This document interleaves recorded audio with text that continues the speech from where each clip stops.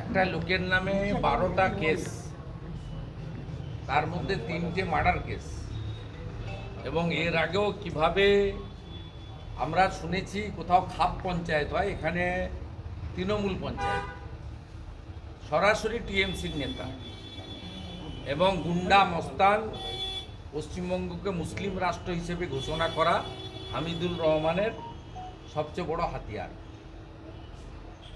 আমি মুখ্য সচিবকে লিখব কোচবিহারের অপরাজিতার ঘটনা এবং চোপড়ার মেহরুন্নেসার ঘটনা, এই দুটো ঘটনাই সিবিআইকে ট্রান্সফার করার জন্য বাংলার মহিলা মুখ্যমন্ত্রী যেন রেকমেন্ড করেন।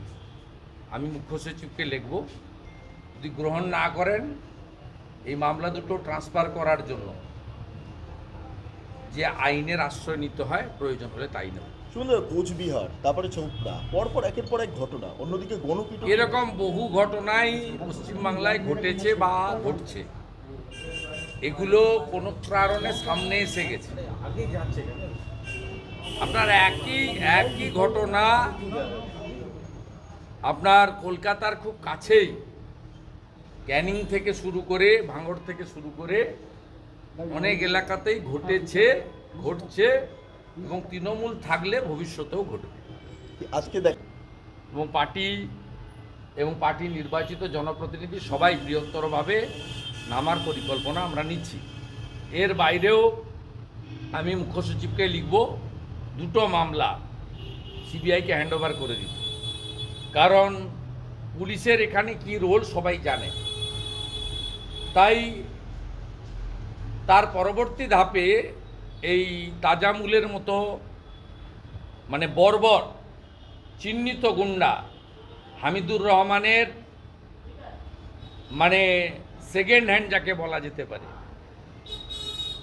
এই রকম যারা লুক্কায়িত শাহজাহান এখনো পশ্চিমবঙ্গে আছে, তাদের বিরুদ্ধে আমাদের সর্বাত্মক লড়াই চলবে।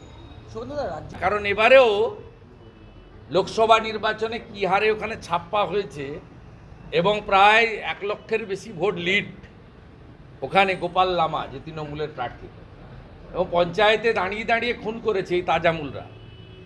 নমিনেশন করতে দেয়নি, একদিনে 3 থেকে 4 জন মার্ডার হয়েছে বিরোধী দলের লোকেরা, বিজেপির নয়, অন্য বিরোধী দলের লোকেরা, যাদের নেতারা দিল্লিতে ইন্ডি জোটে আছেন, তাদের লোকেরা। ওখানে দোস্তি, এখানে কুস্তি। অতএব মহামান্য রাজ্যপালের উদ্যোগ ভালো, কিন্তু এর একটা শেষ দেখে ছাড়তে হবে। আর এখনও যেটুকু ডেমোক্রেসি আছে, সেই আমাদের মতো ল মেকারদের কথাই বলুন, এমপি এমএলএ, ব্যুরোক্রেসির কথাই বলুন, মিডিয়ার কথাই বলুন বা জুডিশিয়ারির কথাই বলুন, ডিউ টু জুডিশিয়ারি আছে, অন্য কারোর কোনো ভূমিকা